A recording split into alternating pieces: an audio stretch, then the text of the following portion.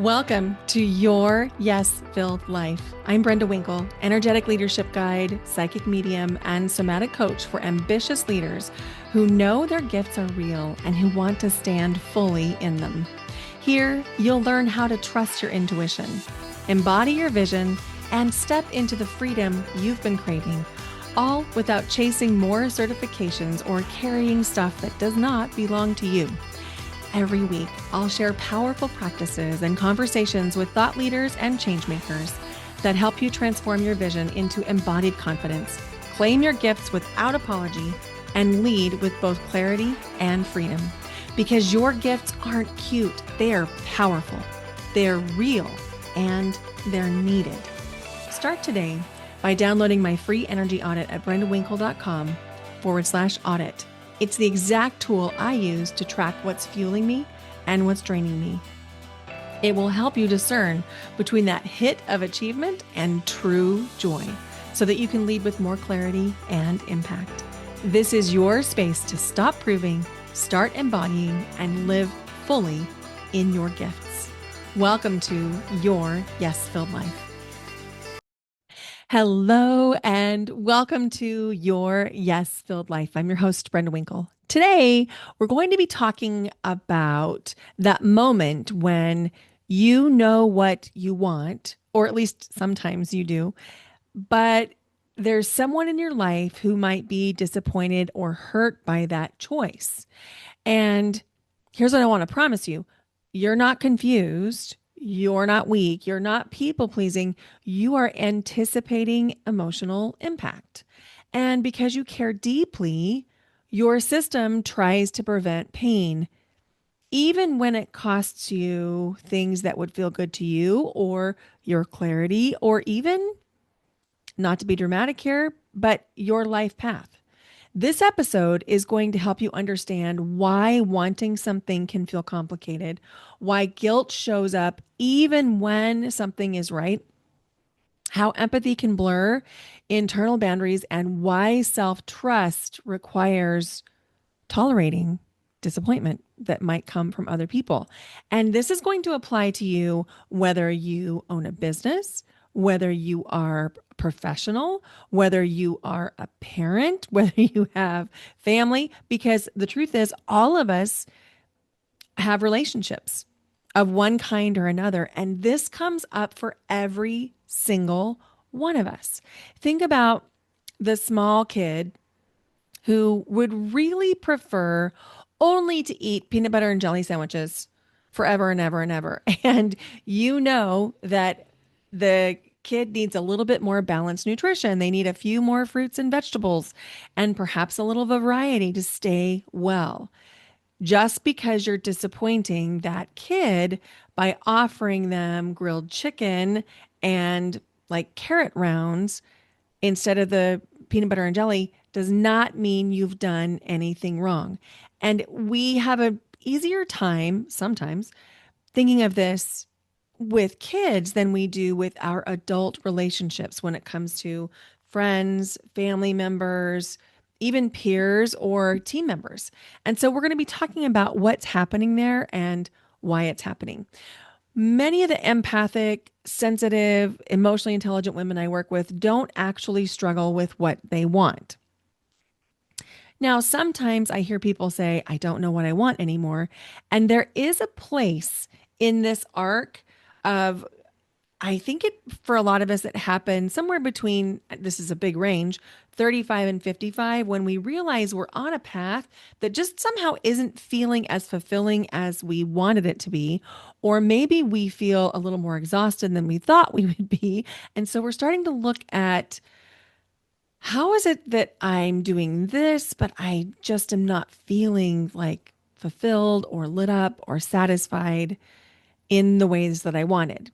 And so sometimes it's not actually that you don't know what you want. It's that you struggle feeling okay wanting what you want because you know someone else might not like it or approve of it. Maybe they'll judge it. Maybe they'll talk about you. And you might already know what decision feels right You might already know what direction feels aligned, and perhaps you're even getting a sense of the change that wants to happen. But the moment you start to sense or even anticipate that someone might feel hurt, things begin to feel a little bit more complex. Feels like heavier. It feels harder to admit the decision, not because you're unsure, it's because you care about the people in your life and because you can feel the impact your choice might have. You probably went through this when you were choosing your college. When you had one parent or both parents who might have been trying to sway you or not sway you in a particular direction, you probably felt that. And you might have felt that when you were choosing your college and you noticed that some of your friends were choosing one specific school and maybe you chose something different or maybe you moved away. You felt this before.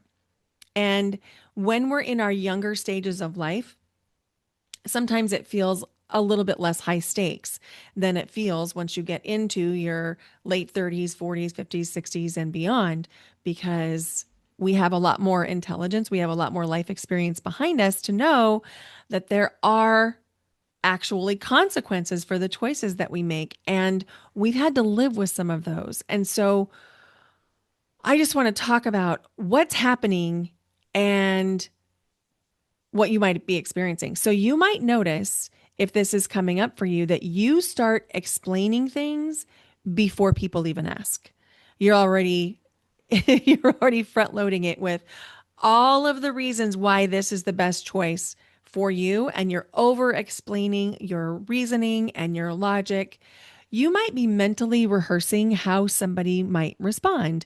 And you might, in your rehearsals, have, well, if they respond this way, here's what I'll do and say. And if they respond this way, here's what I'll do and say. You might imagine their disappointment and sort of role play internally with what that might be like, what that might manifest in terms of your life if they're disappointed, even if they haven't actually been disappointed yet.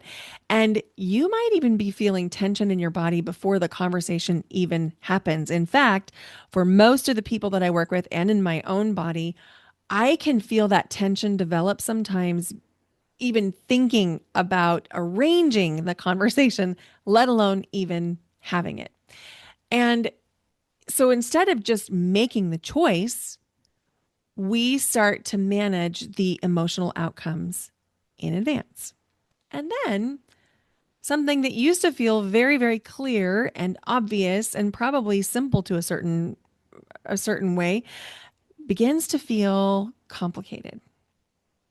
And this happens in this particular stage of life between 35 and 60, 65, maybe even up to 70, because we know ourselves. Our standards have probably raised. We probably are in some type of a shift, whether it's kids' ages changing or our responsibilities changing within those kids, or maybe we have kids leaving the home. Maybe we have suddenly started to count down the years until retirement, or we're in retirement and we're thinking about how do I continue to create meaning and impact in my life.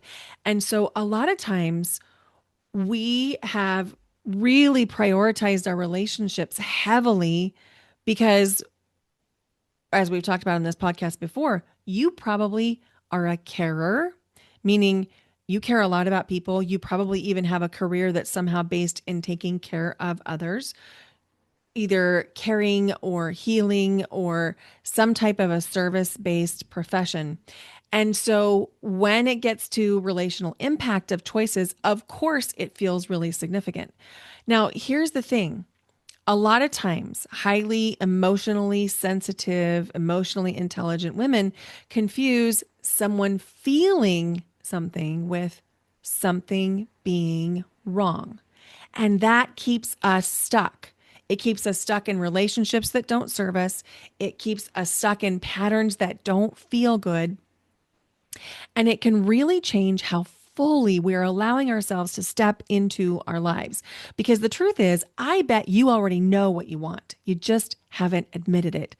either to yourself or to the people you love. Or perhaps it's that you've admitted it, but you haven't admitted what it's going to take for you to get there. Because I promise you that to get from point A to point B is going to mean you're going to need to change some behaviors, some energy management, the ways you're spending your time, and that is going to absolutely impact people. So of course you're thinking about these things.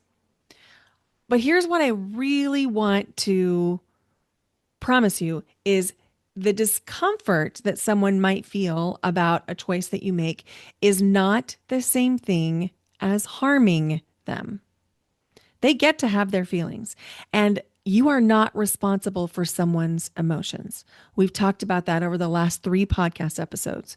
You are not responsible for how other people feel. Them being in discomfort over your choice causing a change is not the same thing as harming them. So, someone having an emotional reaction does not automatically mean you're making the wrong choice or you were inconsiderate or even that you did something harmful. It simply means there is a change that's coming. And you have a right, and in fact, I would even say a responsibility to continue to change and evolve throughout your life. You know, it's been said before that the only constant in life is change. And depending on your ability to be tolerant of change or to embrace change, sometimes we try not to allow any change until we like have it in our faces that things are changing when a kid graduates from high school or a relationship suddenly ends or we realize we're not in the right relationship or we suddenly have a change in the way that we're identifying. Maybe it's retirement. Or maybe it's a sudden realization that you haven't been totally honest with the people in your life about the ways you feel. And you're so exhausted by overgiving, overcommitting, overdoing, you just can't do it anymore. And I just want you to know I get it. I see you. I have been in exactly that situation in relationships, in my career, even in my friendships and my family. And I want to promise you, I'm not alone. Like, I still have rich friendships. I still have great relationships with my family and my friends. And I am looking for romantic partnerships. So that is an area that that I'm actively working. But I want to promise you, you can make the choices that are right for you and everyone else will be okay.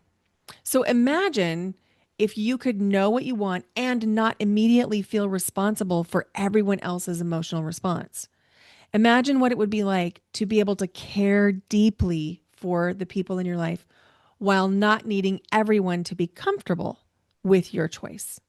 Imagine being able to make a decision and it's just clean. You're not replaying it for hours afterward or over explaining it or justifying it in every conversation. Imagine just trusting that someone else's feelings are not proof you did something wrong. So many of us have been socialized to be the good girl. We've been told to be nice. We've told to be kind. And I would say kind and nice are 2 different things, and that sometimes kind can be very direct and kind can actually be choosing yourself. And here's why. If you're intentionally overriding the things that are important to you, living in a specific place, having a specific job, spending your time in a way, or building a business that you want to build, or writing the book, if you're constantly overriding those desires, you are kidding yourself if you think it's not showing up in your relationships and that people don't know. You're kidding yourself. There's a low level of resentment that begins to build. And many advice or most advice around this topic says, well, just set better boundaries. Set boundaries around your time. Just speak up. Just be confident. But here's what that advice is missing. And it's the hardest part for you if you have deep empathy and compassion. It's learning to stay steady when someone else feels something. Because if your nervous system feels like relational tension is a major stress point and perhaps even a threat, your instinct is going to be to restore harmony at all costs, even if that means overriding yourself, your dreams, your desires, and your needs. It's a nervous system issue. Your nervous system will literally keep you in those patterns of overgiving, overcommitting, overriding, because your body is telling your brain through your nervous system that that is the only safe choice. So the real work is not just what do you say? It's not about scripts. Scripts aren't going to help you if your nervous system still thinks that speaking your truth is a massive threat. The real work is increasing your capacity to remain connected to yourself while someone else has their own emotional process. Inside Power, the 6-week program for self-trust for empathic women, we build internal boundaries first. That's so that your nervous system no longer assumes responsibility for how somebody reacts, for how someone interprets your choice, or whether or not someone feels disappointed. You still care. You care about them, you care for the relationship, but you're able to stop carrying emotional outcomes that are not yours to manage. And that's the part that makes self-trust sustainable.